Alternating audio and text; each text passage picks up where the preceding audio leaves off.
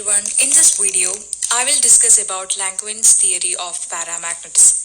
So we all may familiar with paramagnetic substances. Paramagnetic substances are partially magnetic substances. They possess a permanent magnetic dipole moments, but even the absence of external magnetic field, the dipole moments will be orienting in random direction, as you can see in the first figure. When the specimen is subjected to an external magnetic field, all the magnetic dipoles try to align themselves along the direction of the external magnetic field. As you can see in the second figure. So in this theory, I am going to arrive at the expression for magnetic susceptibility, and we are going to show in this derivation that magnetic susceptibility is positive and depending on the temperature. So for this, let's consider that the Langevin assumed that each atom has a permanent magnetic moment M. The only force which is acting on the atom is that due to the external field B. Here I have given the diagram of the Langevin's position is going to take place for the atom when it is subjected to external magnetic field. You can see here the axis of dipole. This is inclined with reference to the external magnetic field, and this is just a figure referring to the one atom. If we consider n number of atoms present in the specimen, and each atom will be inclining with a different inclination. Let theta be the inclination of the axis of the dipole, then the number of atoms which are present in the small range of inclination theta and theta plus d theta is given by the expression dn is equal to c to the power mb cos theta by kt into sin theta d theta. Here k is the Boltzmann constant and T is the absolute temperature.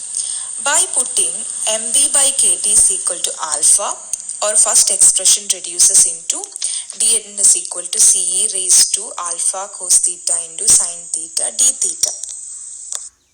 Therefore, the total number of atoms between the entire inclination can be calculated by integrating this equation by the limit 0, that is the minimum inclination, and pi, that is the maximum inclination, or 180 degree. Here is the number of atoms between the 0 to pi inclination. Now substitute the value of d, and this will get the expression n is equal to integral 0 to pi dn is equal to integral 0 to pi ce to the power alpha cos theta sin theta d theta.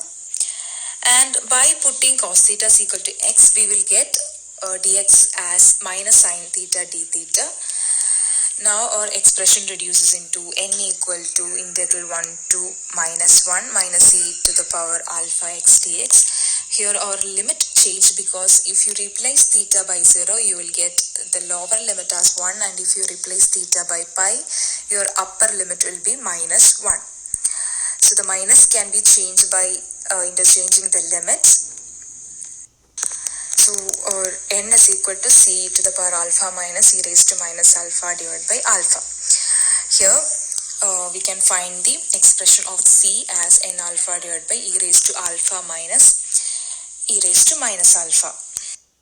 Now let's consider the component of each dipole moment parallel to external magnetic field is m cos theta. The total magnetic moment of all the n atoms contained in unit volume of the substance is nothing but the magnetization m, and it is given by m equal to integral 0 to pi m cos theta dn. And it is the product of the magnetic moment and the number of atoms between the inclination 0 to pi. By substituting the value of dn, I have mentioned the value of dn here, we will get the expression of m as integral 0 to pi m cos theta c e to the power alpha cos theta into sin theta d theta. Here we are putting cos theta is equal to x, we will get the value of dx is equal to minus sin theta and d theta. Our expression m reduces into integral 1 to minus 1 minus mx c to the power alpha x dx. Here we will get the limits by replacing theta by 0 and replacing theta by pi.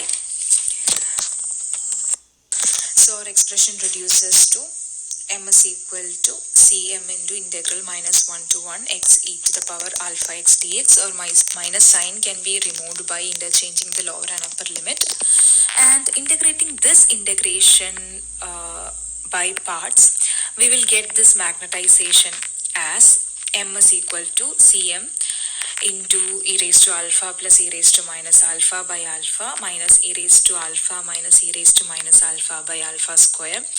And now we are going to substitute the value of c. I have mentioned c here. We will get m is equal to this expression as n alpha divided by e raised to alpha minus e raised to minus alpha into m into a term e raised to alpha plus e raised to minus alpha divided by alpha minus e raised to alpha minus e raised to minus alpha divided by alpha square, and this expression reduces into m is equal to mn into e raised to alpha plus e raised to minus alpha divided by e raised to alpha minus e raised to minus alpha.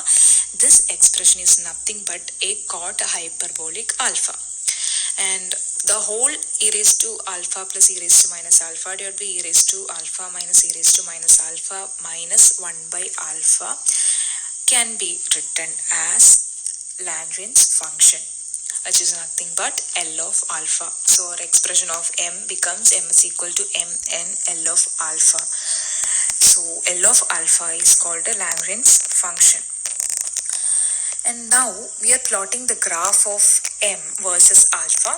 We will get the graph of this type.